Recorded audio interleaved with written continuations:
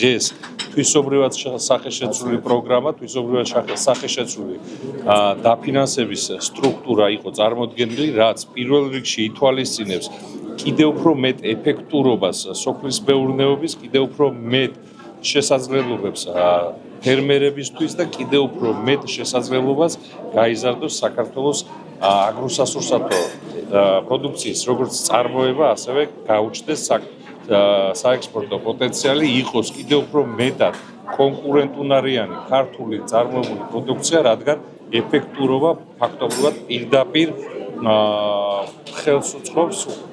თვითღირებულების გაიაფებას, რაც თავისთავად ცხადია და ხარისხობრივ გაუმჯობესებას, რაც თავისთავად ცხადია, ხელს შეუწყობს კიდევ უფრო მეტად ექსპორტის გაზრდას. მოდით დავიწყოთ იქიდან, რომ რიგი პროექტები რჩება, რა თქმა უნდა, აგროკრედიტის ნაწილში, აგროდაფინანსების ნაწილში,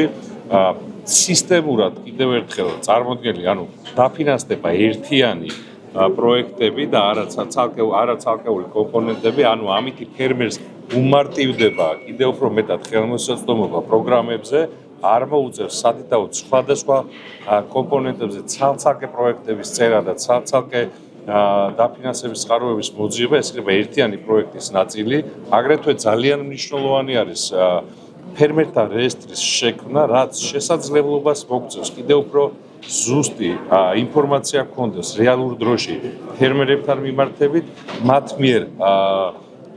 ნაწარმოებ პროდუქციასთან მიმართებით, რომელიც უფრო მეტ შესაძლებლობას მოგცევს ანალიზის თუ რა მიმართულების გაძლიერება არის მნიშვნელოვანი, უფრო მეტ შესაძლებლობას მოგცევს, რომ ფერმერთა საჭიროებებზე ავეწყოთ და ზუსტად ამ დაფინანსების წყაროებით და ინსტრუმენტებით კიდევ უფრო მეტად მივეხმაროთ ფერმერს და მხარში დავუდგეთ ფერმერს იმისთვის, რომ კიდევ უფრო მეტად კონკურენტუნარიანი გახდეს ფერმერის პროდუქცია საქართველოში ნაწარმოები და კიდევ უფრო მეტად ხარისხობრივად გაუმჯობესებული იყოს ქართული ფერმერის პროდუქცია.